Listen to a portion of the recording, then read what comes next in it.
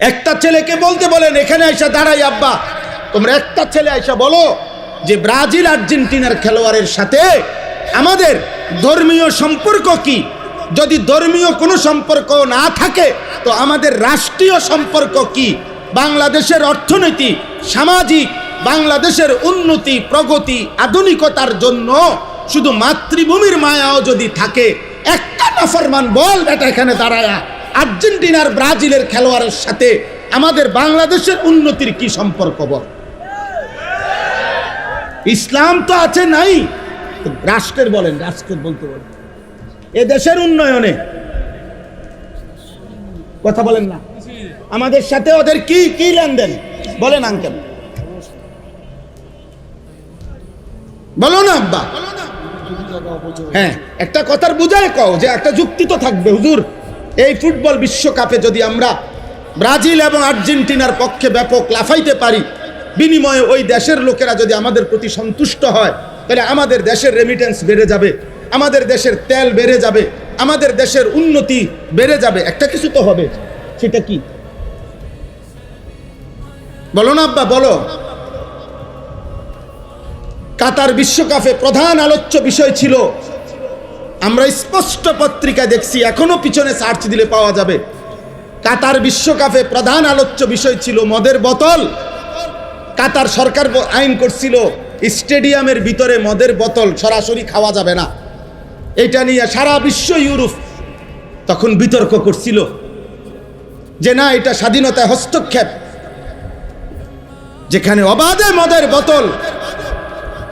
Brazil বিশ্বকাপের সময় সরকারি ওরা হিসাব দিছিল ওই দেশে যে যে পরিমাণ আয় হবে, রাষ্ট্রের আয়, এই আয়ের যে খাতগুলো দিছিল আমি নিজ চোখে দেখছি, সেই খাতের একটি খাত হলো যে পরিমাণ হোটেলে নারী ভাড়া দেওয়া হবে, যে পরিমাণ বেশ্যাবৃত্তি হবে, দেহ বিক্রি হবে, ওইখান থেকে রাষ্ট্র বিশাল বড় টাকা আয় হবে, ওইটা একটা বড় খাত।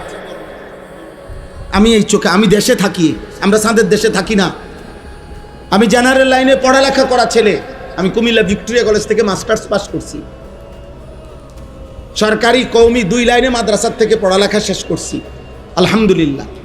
এজন্য বলছি দোস্ত, পৃথিবীর খোঁজ খবর আমরাও রাখি, ইউরোপের প্রতিটা পদক্ষেপ আমরাও খবর রাখি।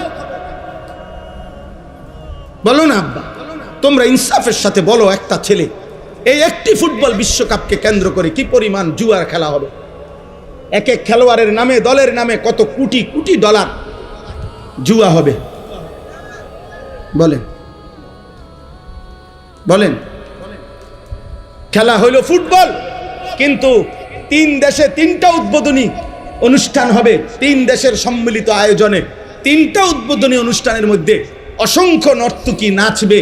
তো নারীর নাচের সাথে ফুটবলের কি সম্পর্ক? বলো না ভাই, ইনসাফ করো আব্বা, নর্তকীর নাচের সাথে ফুটবলের কি সম্পর্ক বলেন? এমন দুনিয়াত বেশি দিন থাকতাম না, এই জন্য চিন্তা করছি কইয়ে যাই না, বুঝেন না?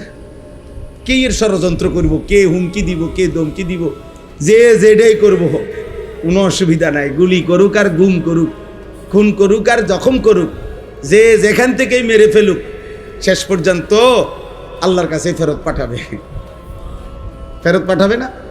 আর ওই মালিক জুলুম করবে না, তিনি ইনসাফ করবে। তিনি তো দেখছেন, তার জন্য বলছে কিনা, তার জন্য বলেছি কিনা। দুনিয়া খুব কেয়ারফুল থাকলেও মরে যায়, একেবারে খুব। আমি আমার পরিচিত একজন করোনার সময় 4 তালা একদিনের জন্য নামে নাই, ওনার পরিবার বলছে উনি মারা গেছে, আর হচ্ছে শুধু হুজুর একদিন বিকাশে, আরে মোবাইলে কোনোভাবে টাকা নাই, কেউ ফোনটা ধরতেছে না, শুধু নিচে বিল্ডিংয়ের ওনার নিচতলার সামনেই দোকান, নাইমা দোকানের শুধু কইছে টাকা দিত, সাথে সাথে উঠতে গেছে। এই সময়ে করোনা ধরে লাগছে না, উনি মরে গেছে। সর্বোচ্চ সতর্ক অবস্থায় উনি মারা গেছে, অসতর্ক অবস্থায় কোটি কোটি মানুষ মরে নাই। বোঝেন নাই কথাটা? তাহলে মূলত সতর্কতা অসতর্কতা সতর্ক থাকতে নিষেধ করি না, কিন্তু মূল কথা হলো 3 বেলা নিয়মিত খানা যে খায় তারও মৃত্যু হয়, অভুক্ত যে থাকে তারও মৃত্যু হয়। মৃত্যু কারোই থামে না আমার ভাই বন্ধু। অতএব আলহামদুলিল্লাহ অনেক মেহনত আমার প্রিয় মাকসুদ ভাই লাকসামের, যে আমারে দাওয়াতটা দিছে, অনেকবার পেরেশানি করছে। এই মানুষটা দিন রাত নিজের এলাকায় কোথায় কোনখানে একটা মাহফিল, একটা আলেম ওলামা আনা যায়, ওনার সারাদিন এই ফিকির, সারাদিন আমার কতভাবে যে বুঝাইয়া আনছে যে হুজুর অনেক ভালোবাসা নিয়া এলাকার সর্বস্তরের জনগণ মিলে, নওজোয়ান ছেলেরা, বয়স্ক বাবা চাচারা সবাই আন্তরিকতা নিয়ে এই মাহফিলটা সাজাইছে। খতিব সাহেব, ইমাম সাহেব উনিও বললেন মাশাআল্লাহ, আমি আপনাদের সবাইকে মোবারকবাদ জানাই, আপনাদের সকলের ভালোবাসা আন্তরিকতায়। এই জন্য আমি শুধু এতটুকুই বলতে চাই, আমরা সবাই মিলে, আব্বা যারা বয়স্ক আছেন, বাবা আছেন, যারা অভিভাবক শ্রেণী আছেন, আপনারা যদি এই মানুষের পরিচর্যা না করেন, শুধু বিল্ডিং দালান, সোফা খাট ফার্নিচার, শুধু ছাদ ঢালাই, এই দুনিয়ার এই সম্পত্তির আসবাবের পরিচর্যা করিলে এই সমাজ নিরাপদ থাকবে না আব্বা, এই সমাজে বেঁচে থাকা কঠিন হবে। এই জন্য হাত জোর করে আল্লাহর কোরআন সামনে বললাম, মানুষের পরিচর্যা করুন। ছেলেটাকে ছেলে বা মানুষ বানান, মেয়েটাকে মানুষ বানান, ইনসান বানান, ইনসান, নট ইকোনমিক্যাল অ্যানিম্যাল। শুধু অর্থনৈতিক প্রাণী বানায়েন না, মানুষ বানান। এই কথার অর্থ হইল শুধু উপার্জন করতে পারে কোনো না কোনোভাবে, শিক্ষার মাধ্যমে হোক অথবা না শিক্ষা হোক, কোনো না কোনোভাবে পয়সা রোজগার করতে পারা, এটা যথেষ্ট না, এটা যথেষ্ট না। আমার ছেলে কামাই করে, এটা যথেষ্ট না। আমার মেয়ের জামাই রোজগার করে, এটা যথেষ্ট না। বরং ঈমান, ইসলাম, সিজদা, আখলাক, চরিত্র, হালাল হারাম, পাক নাফাক, পবিত্রতা অপবিত্রতা, 5 ওয়াক্ত নামাজ, বন্দিগি, এইটার নাম হচ্ছে মানুষ। এইটার নাম কি বলেন না? আখলাকের নাম মানুষ, গোলামির নাম মানুষ, আল্লাহর বন্দিগির নাম মানুষ। আর নাই তো শুধু উপার্জন করে, সে ইকোনমিক্যাল অ্যানিম্যাল, অর্থনৈতিক প্রাণী, সে শুধু উপার্জনকারী প্রাণী, যে শুধু রোজগার করে, উপার্জন করে কোনো না কোনো ভাবে, হয় পড়ালেখা করে নয়তো পড়ালেখা ছাড়া। কিন্তু মানুষ হওয়া ভিন্ন জিনিস, মানুষ হওয়া ভিন্ন জিনিস। কোরআনুল কারীম এই জন্য আল্লাহ তাআলা বলছেন পরিষ্কার, আপনি রাগ করলেও বলতে হবে, সুখ করলেও বলতে হবে। আল্লাহর কোরআনে আল্লাহ বলছে, যেই দিল আল্লাহকে নিয়ে ভাবে না, যেই কান আল্লাহর কথা শুনে না, যেই চোখ আল্লাহর আয়াত দেখে না, খোদার কসম আল্লাহ বলছে উলাইকা কাল আনআম, ওই মানুষগুলো জানোয়ার, জানোয়ার, জানোয়ার। আল্লাহ বলছে। আপনার প্রতিবাদ করার ইচ্ছা থাকলে কোরআনের সাথে কইরেন, আমার কোনো আপত্তি নেই। আপনার হিম্মত থাকলে আল্লাহর সাথে কথা বলেন। কিন্তু আল্লাহ পরিষ্কার বলছে, দিল যার আল্লাহকে নিয়ে ভাবে না, কান যার আল্লাহর কথা শুনে না, চোখ যার আল্লাহর আয়াত দেখে না, ও জানোয়ার। আল্লাহ বলছে অত্তাবা হাওয়াহু ফামাসালুহু কামাসালিল কালব। আল্লাহ বলছে মনের ইচ্ছে মতো যে চলে, মনের ইচ্ছে মতো যে চলে, খোদার কসম কোরআনের আয়াত, আল্লাহ বলছে তার জীবন কুত্তার জীবন। ফামাসালুহু কামাসালিল কালব, তার দৃষ্টান্ত, তার উদাহরণ কামাসালিল কালব, কুত্তার মতো। কালবুন মানে কুত্তা। মনের ইচ্ছা মতো চলে। তোমরা যারা 5 ওয়াক্ত নামাজ পড়ো না, তোমরা নিজের ইচ্ছায় না আল্লাহর ইচ্ছায় পড়ো না, কথা বলে না তো। আল্লাহ তাআলা বলে নিজের ইচ্ছায় যে চলে তার উদাহরণ কুত্তার মতো। 365 দিনে একদিনও ফজরের নামাজ পড়তে পারলা না, কারণটা কি আব্বা? আল্লাহকে এভাবে ভুলে যায় মানুষ, এভাবে ভুলে যায়। আহা, এই পৃথিবীর সাধারণ থেকে সাধারণও যদি কেউ কারো জন্য কোনো সুপারিশ করে, সে তো কথা জানতে চায়, কি বিষয়ে সুপারিশ করতাম, কি বলতাম, আমনে কদ্দুর আগাইছেন, আমনে কোনানে আইয়া বাজ্যা গেছেন, হ্যাঁ কাগজপত্র কি কি আছে। আমি আজকে একজন ডাক্তারকে বলছি, আমার বিবিরে ডাক্তার দেখাইতাম শনিবারে, আমার ঘনিষ্ঠ, উনি বলছে হুজুর গত 2-3 বছরে যত ডাক্তার দেখাইছেন এই বিষয়ে সবগুলো স্লিপ প্রেসক্রিপশন নিয়ে আইসেন। কথা বোঝেন নাই আমার? তো নবী সাল্লাল্লাহু আলাইহি সাল্লামের কাছে যেই উম্মত সুপারিশের জন্য যাইবে হাসরের ময়দানে, ইয়া রাসূলুল্লাহ আমি আনিসুর রহমান, এই যে আমার কাগজ ফাইল, আমার জন্য একটু সুপারিশ করেন। তো নবী সাল্লাল্লাহু আলাইহি সাল্লাম তাকায়া দেখবে 365 দিন খোদার এক বছরে একদিনও ফজরের নামাজ পড়ে নাই, 40 বছর টানা সুদ খাইছে, 40 বছর টানা বিড়ি সিগারেট খাইছে, 40 বছর টানা কথায় কথায় গালিগালাজ করছে, প্রতিদিন রঙিন টেলিভিশনে নর্তকীর ছবি দেখছে, এইভাবে লেখা আছে নামের নিচে আমল নামায়। আল্লাহর নবী তখন বলবেন, উম্মত, এই আমার উম্মত, এই শ্রেষ্ঠ নবীর উম্মত। আমি 23টা বছর তায়েফের পাথরের আঘাতে আমার সারা দেহ রক্তাক্ত হয়েছে, আমি এত রক্ত ঝরাইলাম যে আমার পায়ের জুতার সাথে পায়ের তালু রক্তে জমাট বাইদা খুলতে কষ্ট হয়েছে। 14 দিন টানা ক্ষুধার কষ্টে আমি পেটে 2টা পাথর ভাঙছি। 3 মাস আমার ঘরের চুলায়, খোদার কসম হাদিসে আছে, নবীর স্ত্রী আয়েশা বলছে রাদিয়াল্লাহু তাআলা আনহা, 3 মাস নবীর সংসারে টানা চুলায় কোনোদিন রান্না করা খাবার জোটে নাই। উহুদের দান করা শহীদে গর্তের মধ্যে এতটা সময় পড়েছিল যে নবীজি কাউকে ডাকতেও পারতেছিলেন না, কেউ খুঁজতেও পাচ্ছিলেন না। আল্লাহর নবী এভাবে আহত হয়ে রক্ত মাখা দেহ নিয়ে উহুদের প্রান্তরে পড়েছিলেন। নবী বলবেন, উম্মত, এই আমার তায়েফের রক্তের বিনিময়, এই আমার উহুদের দান শহীদ করার বিনিময়, এই আমার পেটে পাথর বাঁধা ক্ষুধার কষ্টের বিনিময়, এই আমল নামা। 60 বছর বয়সেও বিড়ি সিগারেট, 60 বছরের দাড়িওয়ালা বুড়া এখনো নর্তকীর নাচ, টেলিভিশনে চা দোকান, নাচ গান দেখা। আমি আল্লাহর সামনে এটা কেমনে সুপারিশ করি বলেন না? নবীজির সুপারিশ মানে কি? আপনার গুনাহ মৃত্যু পর্যন্ত মজবুতির সাথে গুনাহ চলবে, এক সুতা আপনি নড়াচড়া করবেন না গুনার থেকে, আর নবী শুধু দাঁড়াইবেন আর নবী বেহেশতে ঢুকাবে, এটা নিয়ে সুপারিশ। কথা বলেন না কেন? বলেন, একজন মুসলমান বলেন, সুপারিশ বলতে কি বুঝছেন? সুপারিশ মানে তো আবেদন, সুপারিশ মানে কি গ্রহণ? কথা বলেন না কেন? সুপারিশ মানে মুক্তি, সুপারিশ মানে নাজাত, সুপারিশ মানে জান্নাতে ঢুকানো, সুপারিশ মানে আবেদন। আবেদন, কেউ যদি সুপারিশ করে এটা প্রমাণ করে আবেদন, এটা আবেদন করছে, গ্রহণ করা, অনুমোদন করার জন্য ভিন্ন আরেকজন আছে। কথা বলে না? তাহলে নবীজি কি করবে? সুপারিশ করবে, তো এটা অনুমোদন করার জন্য আরেকজন কেউ থাকবেনি, তিনি কে? আরে বলেন না কে? তো নবীজি আবেদন করিলে, মনে করেন নবীজি আবেদন করার পর 1 কোটি মানুষ, সাপোজ আর কি 1 কোটি মানুষ আবেদন করছে, আল্লাহ তাআলা যদি বলে, বন্ধু আপনার আবেদনে ধরেন আমি একজন বাদে বাকি সবাইকে জান্নাত দিলাম, একজনকেই শুধু জাহান্নাম দিলাম, আর সেই একজন যদি হয় আনিসুর রহমান, তাহলে বাকি সবাই জান্নাতে গেলে আমার কি লাভ? কথা বোঝেন নাই আমার?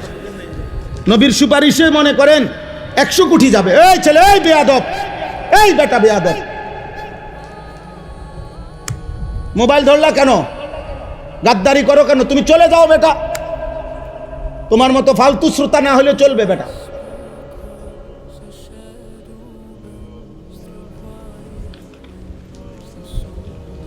জি বাবা, আপনারা ধরে বুঝান আপনাদের ছেলেদেরকে, বলেন একটা লোক যদি, একজন, আরে ভাই একজন, আমি যদি জাহান্নামী হই, যারে আল্লাহ জাহান্নাম দিবে সে যদি আমি হই, বাকি সবাই যদি জান্নাতে যায়, আমার কি লাভ? কথা কন না, আমার কি লাভ? দোস্ত আমার, বন্ধু আমার, আমি সর্বোচ্চ আবেগ দিয়ে বলছি, রাগ হইও না ভাই, আমি মোবাইলের এটা মাইনে নিতে পারি না, আমার কথা হলো সে না শুনুক, আমার কোনো আপত্তি নেই। আমি জীবনভর আজকে আলহামদুলিল্লাহ আল্লাহর দয়ায় 22 বছরের এই ছোট্ট ওয়াজের জীবনে কখনো 10 জন মানুষের সামনে বয়ান করছি, কখনো 10,000 মানুষের সামনেও বয়ান করছি, এটা কোনো বিষয় না। এই কোরবানির ঈদের আগের দিন বুধবার রাতে এশার নামাজের পরে আমি যখন বয়ান করছি তখন 10-15 জন মানুষ ছিল, আমি বলে গেছি কম পক্ষে 1 ঘন্টা আল্লাহর কথা বলতে হবে, বন্ধ করা যাবে না।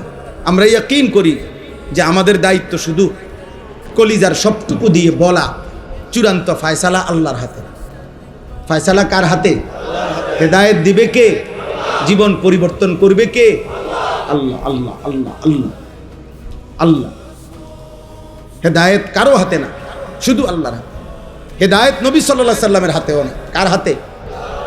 যার কারণে যে নবীর কথায় আবু বকর এক কথায় কালেমা পড়ছে, সেই নবীর কথায় 10 বছর একটানা আপন চাচা আবু তালেবকে নবীজি দাওয়াত দিছে।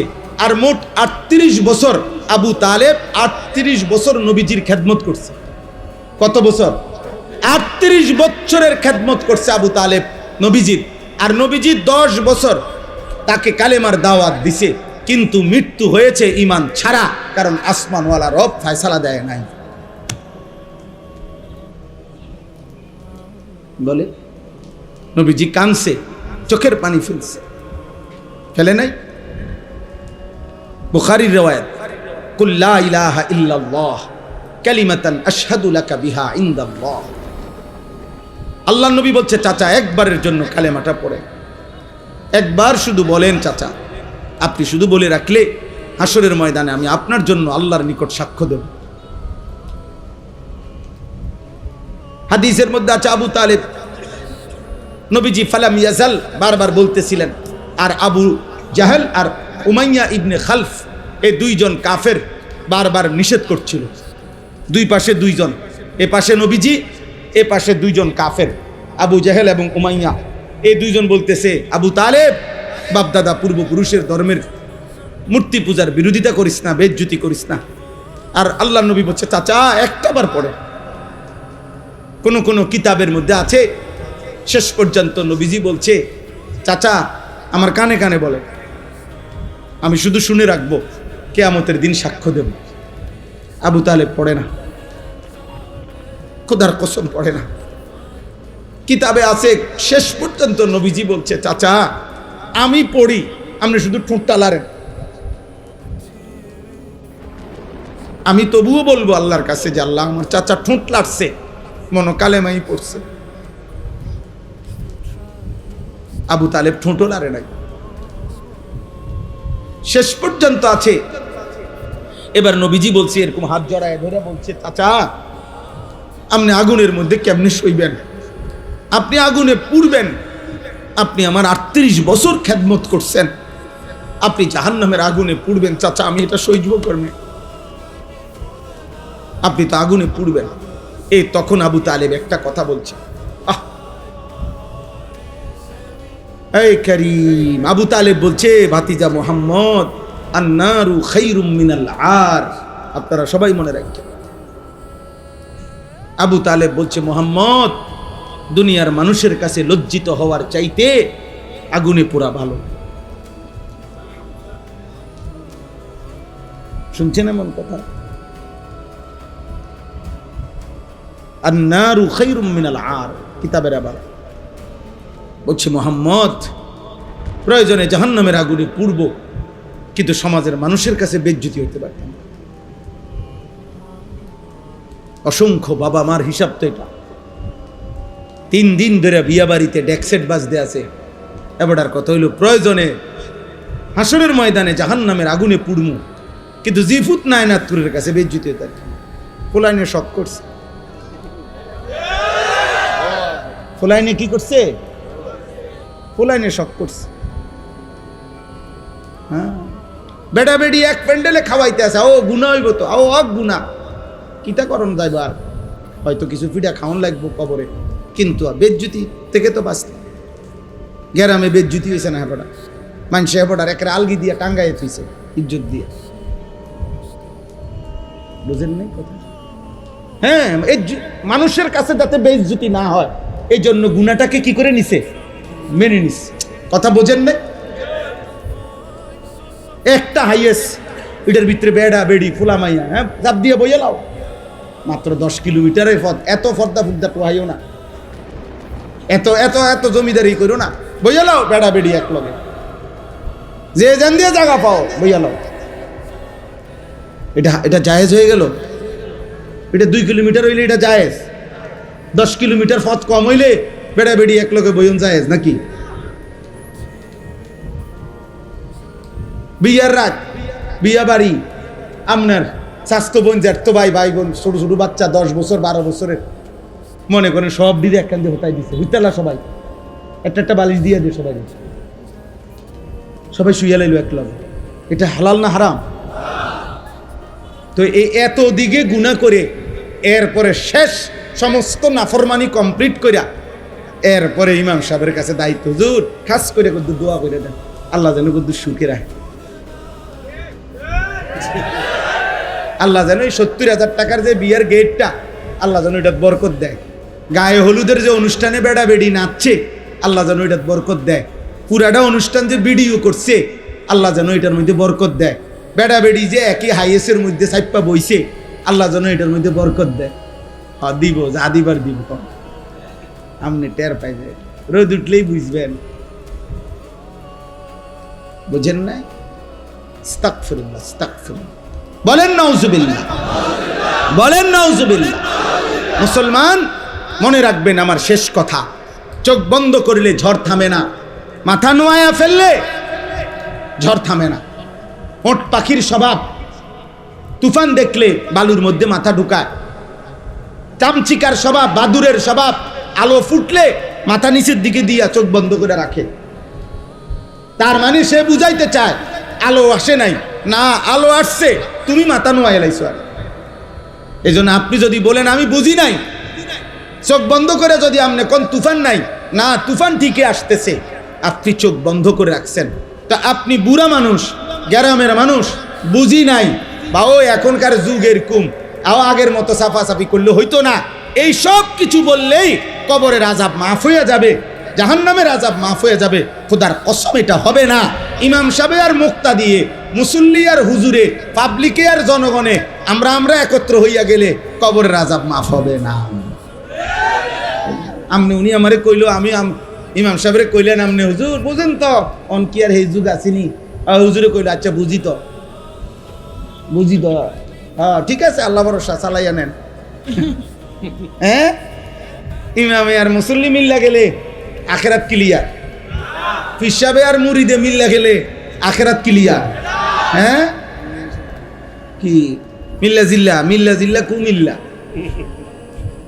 মিল্লা জিল্লা আখেরাত না। ওয়ামতাজুল ইয়াউমা আইয়ুহাল মুজরিমুন, আল্লাহ তাআলা হাসরের ময়দানে বলবে, ফেরেশতা প্রত্যেকটা নাফরমান বেঈমানরে আলাদা কর, বাইর কর গার ধাক্কা দিয়া, ওয়াকিফুহুম ইন্নাহুম মাসউলুন। আল্লাহ বলবে ফেরেশতা প্রত্যেক পাপীকে 3 জন একসাথ করবি। প্রিয় ভাই, কোরআনের আয়াত, প্রত্যেক পাপীর বেলায় আল্লাহ বলবেন 3 জনকে একসাথ করবা। 1 পাপীকে, 2 এই পাপ কাজে তার সঙ্গী যে ছিল তাকে, 3 এই পাপ করতে গিয়ে সে যার উপরে ভরসা করছে, তারে শেল্টার দিছে সে, যে সেই গডফাদার যে তাকে অন্যায় করতে, চুরি করতে, জিনা করতে, মদ খাইতে, জুয়া খেলতে, নারী দেখতে, জুলুম করতে, সন্ত্রাসী করতে, চাঁদাবাজি করতে, হারাম করতে যে তাকে শেল্টার দিছে, আল্লাহ বলবে 3 জনকে একসাথ করো। খুদার কসম আল্লাহ বলেন, আর জাহান্নামের রাস্তায় দাঁড় করাও, আমি একটা একটা করে জিজ্ঞেস করব আর জাহান্নামে পৌঁছায় দেব। কোরআন শরীফের আয়াত, উহশুরুল্লাযীনা যালামু ওয়া আজওয়াজাহুম ওয়া মা কানু ইয়াবুদুনা মিন দুনিল্লাহ ফাহদুহুম ইলা সিরাতিল জাহিম ওয়াকিফুহুম ইন্নাহুম মাসউলুন মা লাকুম লা তানাসারুন বাল হুমুল ইয়াওমা মুস্তাসলিমুন। আল্লাহ তখন ওই 3 জনকে, পাপীর সঙ্গী, পাপ কাজ সে যার উপরে ভরসা করে করছে, এই 3 জনকে একসাথ করে আল্লাহ বলবেন, কি হলো, একজন আরেকজনকে সাহায্য করছো না কেন? একজন আরেকজনকে এখন কিছু বলছো না কেন? সহযোগিতা করছো না কেন? আল্লাহ আমাকে মাফ করে দেন, আল্লাহ আমাদের সবাইকে মাফ করে দেন। প্রিয় ভাই, জোয়ান মুসলমানের নওজোয়ান আব্বা, আগামীর পৃথিবী তোমাদের। তোমরা যাদের বয়স 14 বছর, 16 বছর, 18 বছর, 20 বছর, আমার আব্বা, তোমরা এত কম বয়সে এমন সুন্দর হায়াত নষ্ট করো। এত নারী দেখো না আব্বা, এত নারী দেখো না। এত অশ্লীল ছবি মোবাইলে দেখো না। মদের আড্ডা, জুয়ার আড্ডায় যাইও না।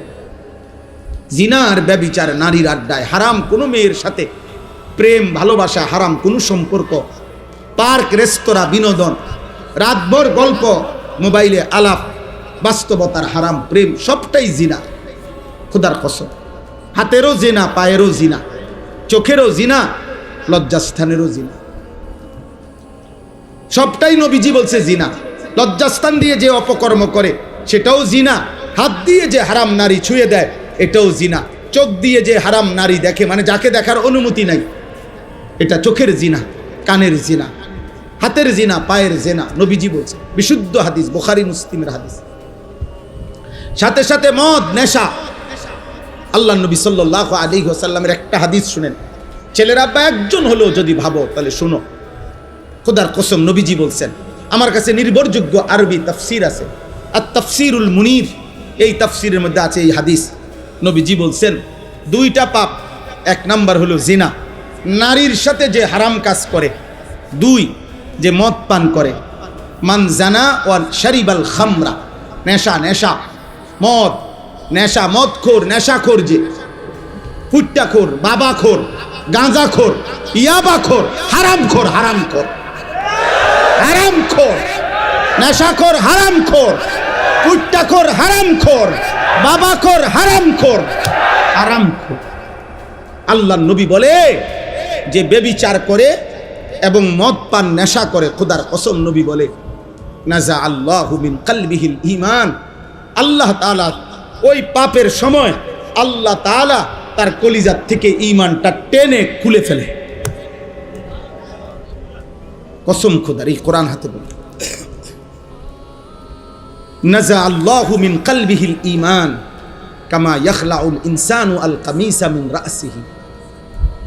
নবীজি বলেন, মানুষ যেমন তার গায়ের জামা খুলে ফেলে, ঠিক তেমনি ভাবে আল্লাহ তাআলা নেশাখোর আর নারীর সাথে যে অপকর্ম করে তার কলিজার থেকে ঈমান এভাবে খুলে ফেলে। কি সাংঘাতিক কথা বলো। এই ব্যভিচারীকে আল্লাহ যেন বলে, এদিকে ওয়েট, কই যাচ্ছ? বেডি দেখবা? উলঙ্গ ছবি, নর্তকী, জিনা, ব্যভিচার, হারাম নারীর আড্ডায়, ওয়েট, 1 মিনিট। আল্লাহ যেন ডাক দিয়ে বলে, দাঁড়াও দাঁড়াও, আমার ঈমান আমারে দিয়া যাও, যা এবার বেঈমান যা। যে মদ পান করে, নেশাখোর, আল্লাহ তাআলা বলে, দাঁড়া 1 মিনিট, নেশাখোর, দাঁড়াও দাঁড়াও, আমার ঈমান আমারে দিয়া দাও, যাও এবার বেঈমান যাও, যাও। নবীজির একজন বিখ্যাত সাহাবী ছিল আবু দারদা। সাহাবাদের মধ্যে সবচেয়ে বেশি ইবাদত করতেন যিনি, আবু দারদা, সাইয়্যিদুজ যুহাদ, দুনিয়া বিমুখ আখিরাতমুখী সাহাবাদের মধ্যে যিনি সর্দার ছিলেন। ওনার নাম ছিল আবু দারদা রাদিয়াল্লাহু তাআলা। নবীজি ওনাকে 3টা ওসিয়ত করছিলেন। উনি নিজে বলছে, আমার বন্ধু, আমার নবী আমাকে 3টা ওসিয়ত করছে। 1 নাম্বার, লা তুশরিক বিল্লাহ ওয়া ইন কুত্তি'তা আও হুররিক। বলছে, আবু দারদা, যদি তোমাকে গলা কাইটা হত্যাও করে, যদি তোমাকে আগুনে পুড়িয়েও ফেলে, আল্লাহর সাথে শিরিক করো না। কি করো না? শিরিক করো। মাইরা ফেলুক আর পুরাইয়া ফেলুক, আল্লাহর সাথে শিরিক করো। আল্লাহর সাথে ভিন্ন কাউকে ডাইকো না। 1 জাররা পরিমাণও আল্লাহর সাথে কাউকে মিলাইও না। আল্লাহর সাথে কাউকে মিলাইও না, ধর্মের নামেও না, অধর্মের নামেও না। কোনো চাওয়া পাওয়া পূরণ হওয়ার জন্য পৃথিবীর কারো কাছে আল্লাহর সমকক্ষ মনে করে চেও না। মাখলুকের কাছে চাওয়া যায় না, চাইতে হয় শুধু কার কাছে? আল্লাহর কাছে, আল্লাহর কাছে। আল্লাহ আমাদেরকে বুঝার তৌফিক দান করেন। 2 নাম্বার, লা তাতরুকিস সালাতা মুতাআম্মিদান মাকতুবাতান। কোন ফরজ নামাজ, ফজর, জোহর, আসর, মাগরিব, ইশা, জুমা, এরকম ফরজ নামাজ নবীজি বলছে ইচ্ছে করে ছেড়ে দিও না। ফামান তারাকাহা ফাকাদ কাফারা।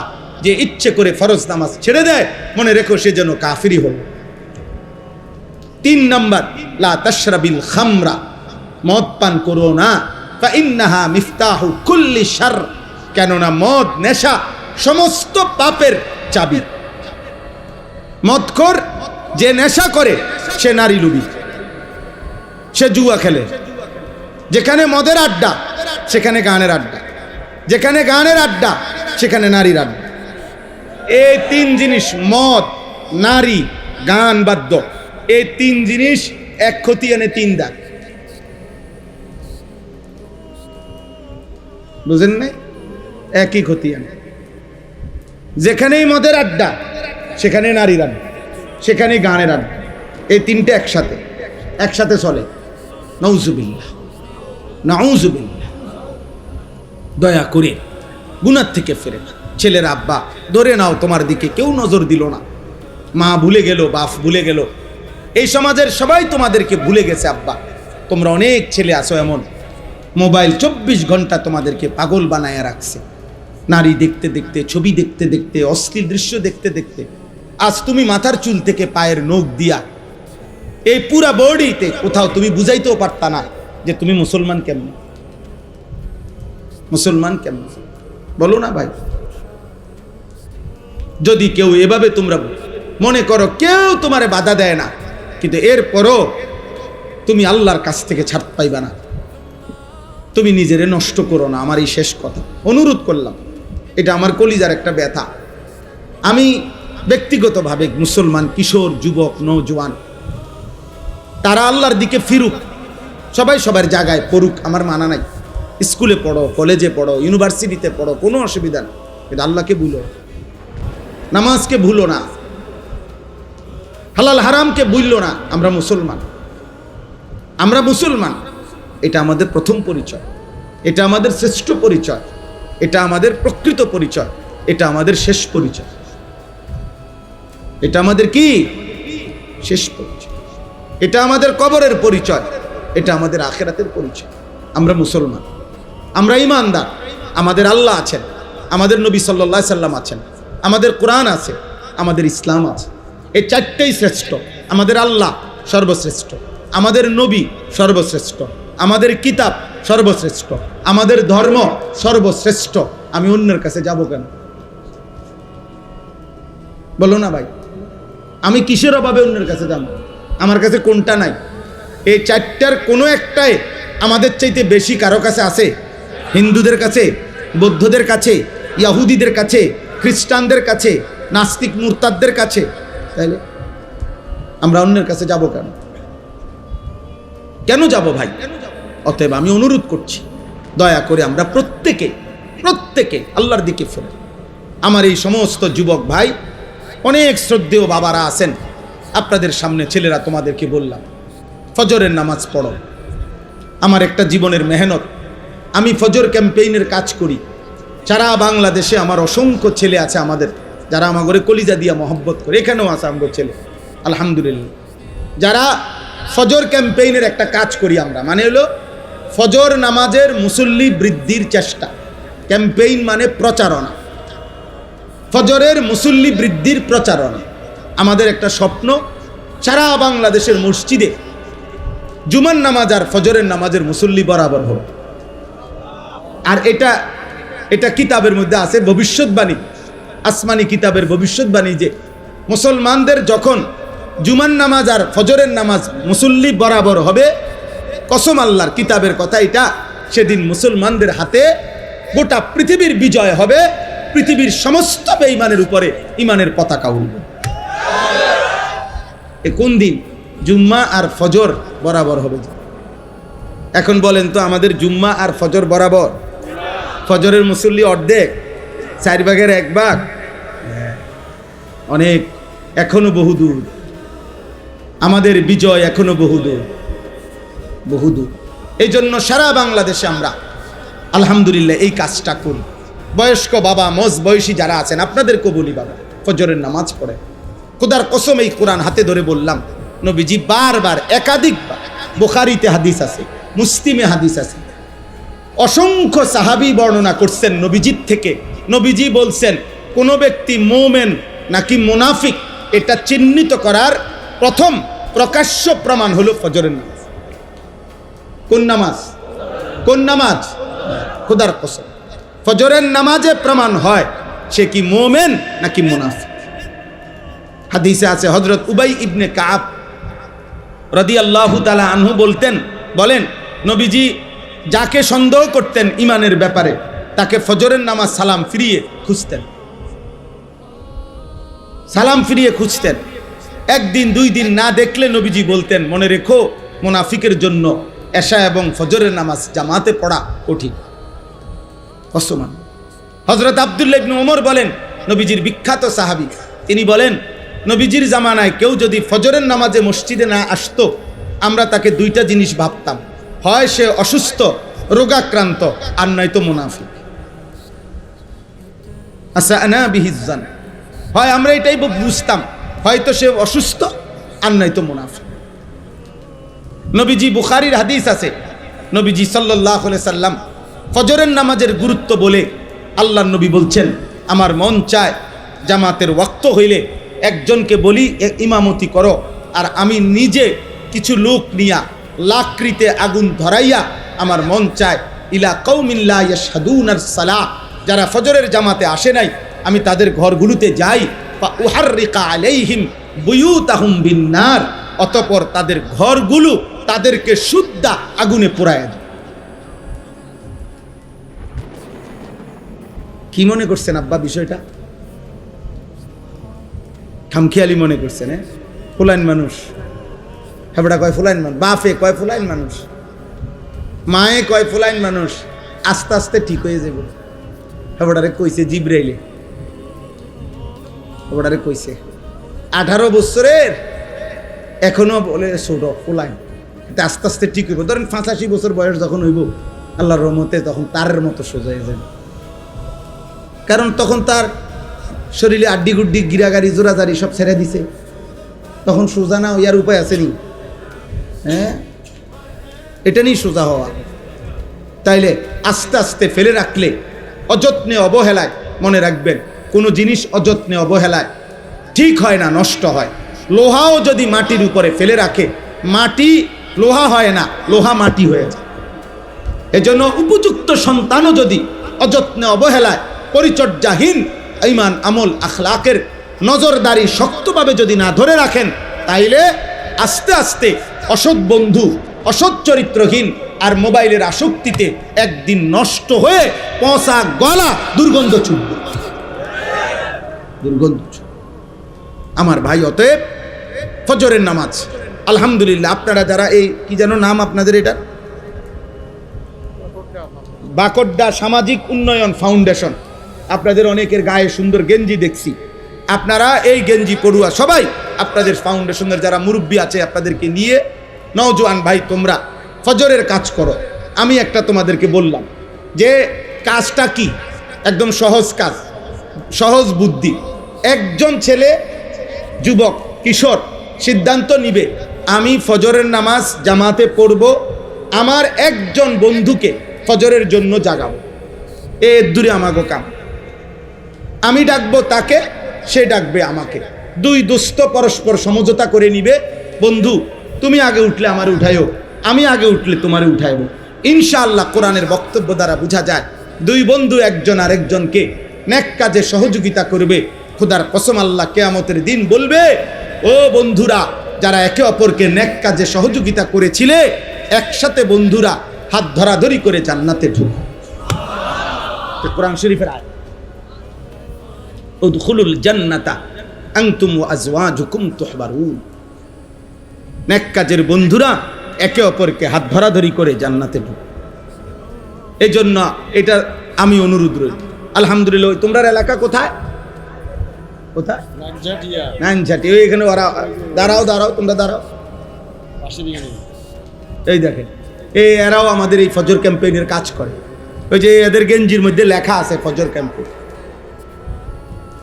এরকম অনেক আছে বউ আব্বা, সারা বাংলাদেশে আছে আলহামদুলিল্লাহ, সারা বাংলাদেশে। সিলেটে আমরা কিছুদিন আগে প্রোগ্রাম করছি, ফজরের বাদ বয়ান করছি মসজিদে, সিলেটের বড় মসজিদে, বিভাগীয় শহরে। হ্যাঁ, সিলেট আম্বরখানা, নাকি আম্বরখানা পয়েন্ট মসজিদ। ফজরের ওয়াক্তে এলাকাবাসী, ওই যে ও সিলেটের আজকে আসছে, হে বলতেছে কয় তার আত্মীয় রাত্রে 3:30 বাজেই আপনার মোটর সাইকেল দিয়ে দূর জায়গার থেকে ফজরের জামাত ধরছে। পুরা 3 তালা মসজিদ, সব তালা কানায় কানায় পূর্ণ হয়েছে ফজরের জামাতে। আমার এটা কোনো দল না, সংগঠন না। আমি বিগত নির্বাচনেও পারতি না, সামনে নির্বাচনেও পারতি না, আমার এটা নাই। আমি এটি বুঝি কম, বুঝেন নাই? আমি বুঝি আল্লাহর কথা বলা। হ্যাঁ, যার যার সাধ্য মতো চেষ্টা, হ্যাঁ, যা যে এর চাইতে বেশি কাজ করতেছে আলহামদুলিল্লাহ, প্রত্যেকের সাধ্য মতো কম বেশি দিনই কাজ করা, ঠিক না বলেন? উচিত কি না বলেন? এই জন্য প্রথম জিম্মাদারি ফজরের জন্য ইনশাআল্লাহ আপনারা বাবারা, আপনারা আপনাদের সন্তানদেরকে উঠান, আপনি আপনার ছেলেটার সামনে দাঁড়িয়ে উঠান, স্ত্রীকে উঠান। আল্লাহ নবী বলছে যে স্বামী স্ত্রীকে ফজরের নামাজের জন্য জাগিয়ে দেয়, যে স্ত্রী স্বামীকে ফজরের জন্য জাগিয়ে দেয়, খোদার কসম নবী বলছে রাহিম আল্লাহ, আল্লাহ ওই স্বামী স্ত্রীর উপরে রহমত নাজিল করে। নবীজি বলছে যে এই পরিবারের পুরুষ তার পরিবারের সদস্য স্ত্রী ছেলে মেয়েদেরকে ফজরের নামাজের জন্য জাগিয়ে দেয়, অতঃপর সকলে ফজরের নামাজ আদায় করে, খোদার কসম নবী বলছে আল্লাহ তাআলা ওই ফ্যামিলির পুরুষ মহিলাকে বেশি বেশি জিকিরকারী পুরুষ এবং নারীদের অন্তর্ভুক্ত করে দেয়। তাহলে আমরা চেষ্টা করতে পারি কি না বলেন? হিম্মত করেন, বলেন ইনশাআল্লাহ, বলেন ইনশাআল্লাহ। ইনশাআল্লাহ একদিন আমরা স্বপ্ন দেখি জুমা এবং ফজরের মুসল্লি বরাবর হবে। হয়তো আমরা থাকবো না, হয়তো আমরা থাকবো না, হয়তো 30 বছর পরে হবে, হয়তো 50 বছর পরে হবে। একদিন সত্যি সত্যি দাজ্জাল আসবে, একদিন সত্যি সত্যি মাহাদি আসবে, একদিন ঈসা নবী আসমান থেকে নেমে আসবে, চূড়ান্ত লড়াই হবে, পৃথিবীময় জিহাদ হবে, মাহাদির নেতৃত্বে যুদ্ধ হবে, আর শেষ পর্যন্ত দাজ্জাল এবং তার অনুসারীরা পরাজিত হয়ে গোটা পৃথিবীময় কালেমার পতাকা উড়বেই উড়বে, উড়বেই উড়বে, উড়বেই। এ তোমার নবীর ভবিষ্যৎবাণী, আর তোমার নবী মিথ্যা বলে না, বাণীও বলে না। তিনি মিথ্যাও বলে না, বানায়ও বলে না। আল্লাহ সবাইকে কবুল করেন, আল্লাহ সবাইকে কবুল করেন। আপনাদের এই সামাজিক উন্নয়ন ফাউন্ডেশন, আপনাদের কাছে আমার অনুরোধ, আপনাদের সামাজিক উন্নয়ন 2 ভাগে হবে ইসলামের দৃষ্টিকোণে।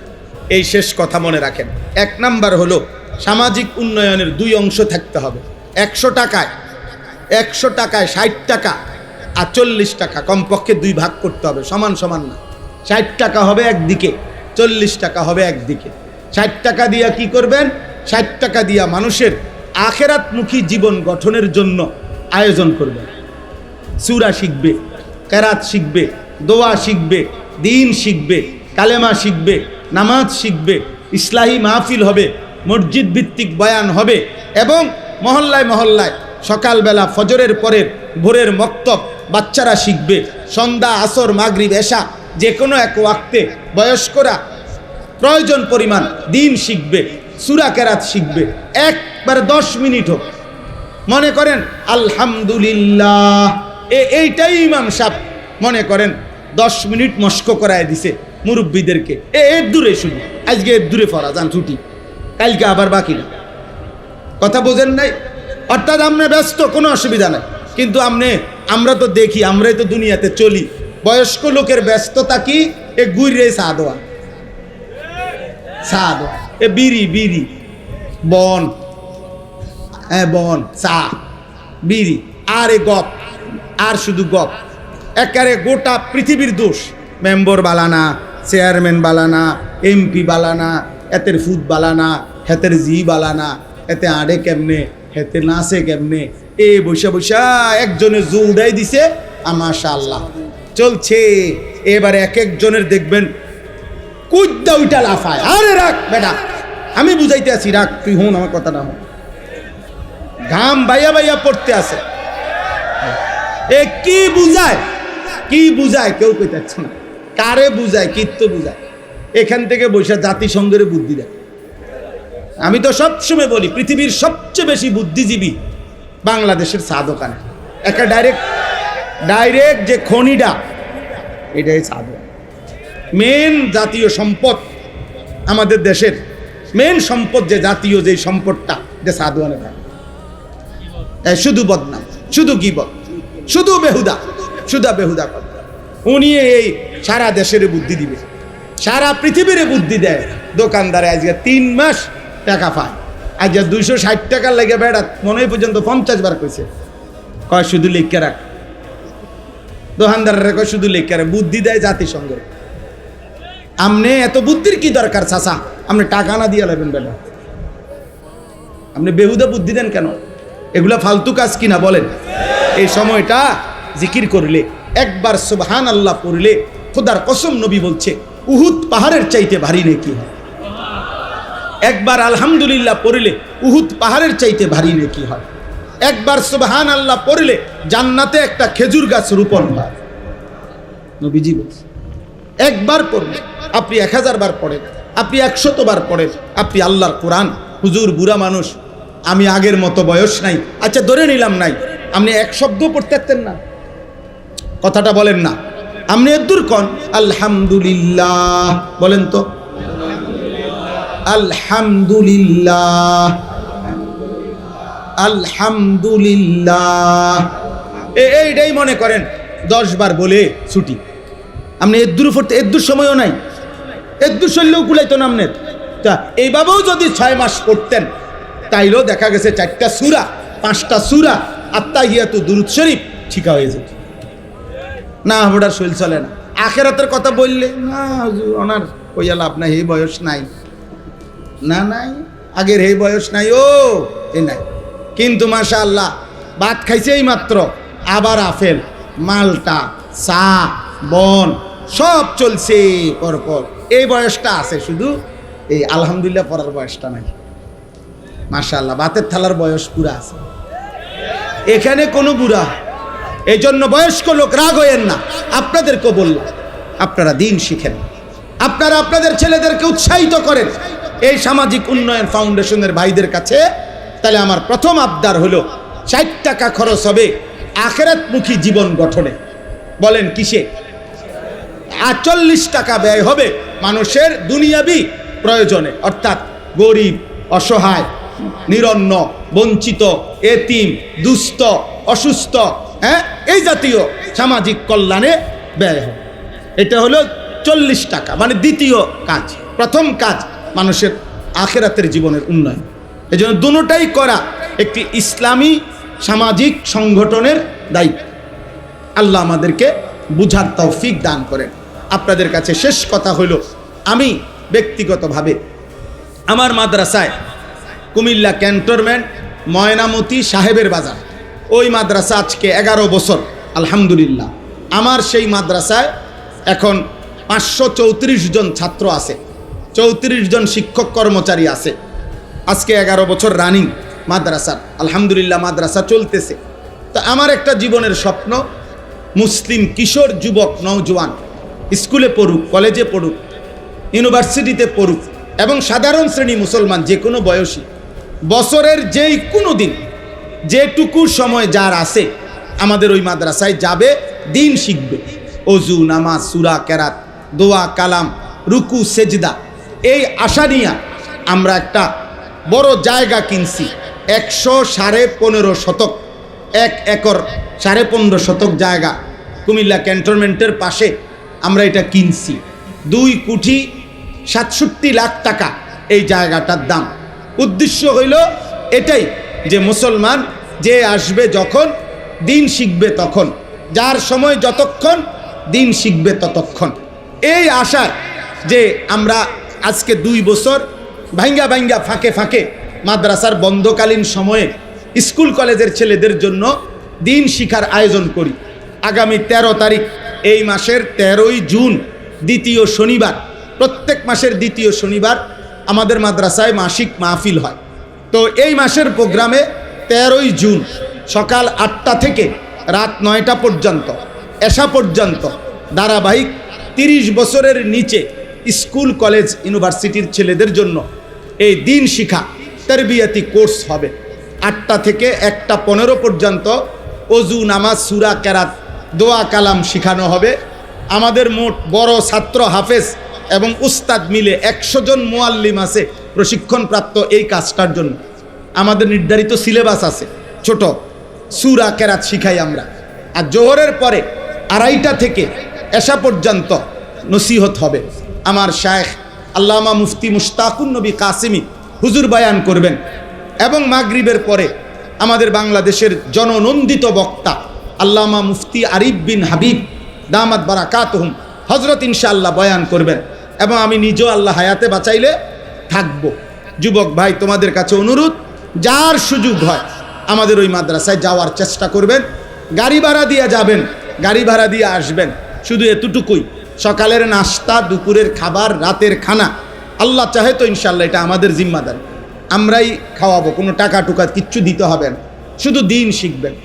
আর একটা আবেদন, আমরা একটা কাগজ, একটা হ্যান্ডবিল সারা বাংলাদেশে দেই। এই হ্যান্ডবিলটা একটা আবেদন, আমার ওই মাদ্রাসার 2 কোটি 67 লাখ টাকার এই জমিতে এক নামাজের মুসল্লা জায় নামাজ পরিমাণ জমির দাম 4200 টাকা।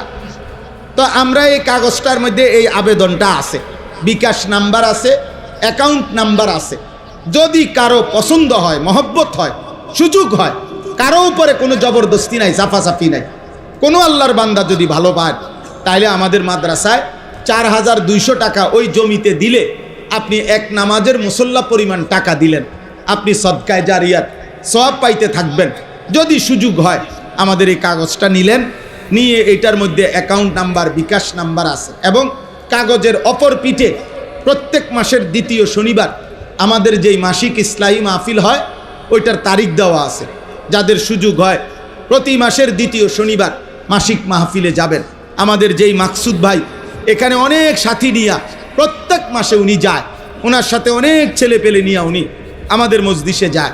আমার শায়েখ আল্লামা মুফতি মুশতাকুন নবী কাসেমি হজরতের মাদ্রাসায় প্রতি মাসের শেষ শনিবার সুদন্যপুর, কুমিল্লা, কোটবাড়ি, সেখানেও মাসিক মাহফিল হয়। যাওয়ার সুযোগ আছে, আপনারা যাওয়ার চেষ্টা করবেন।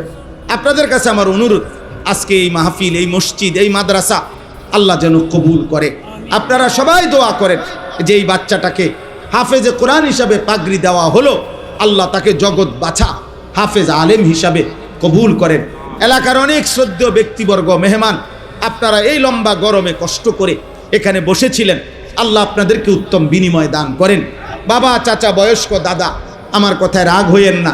প্রত্যেকের কাছে অনুরোধ, আব্বা যার যার জায়গায় নিজের এবং অধীনস্থদের আখেরাতের ফিকির আরেকটু করেন। আবারও বলছি, শেষ কথা, মানুষের পরিচর্যা করেন, মানুষের পরিচর্যা করেন, শুধু ঘর, দালান, বিল্ডিং, আসবাবপত্রের নয়, বরং মানুষের। কিসের বলেন না? এক কথায় মানুষের চাষ করেন, মানুষের চাষ, মানুষ বানান, ইনসান বানান, আখেরাত শিখান। আল্লাহ তাআলা তৌফিক দান।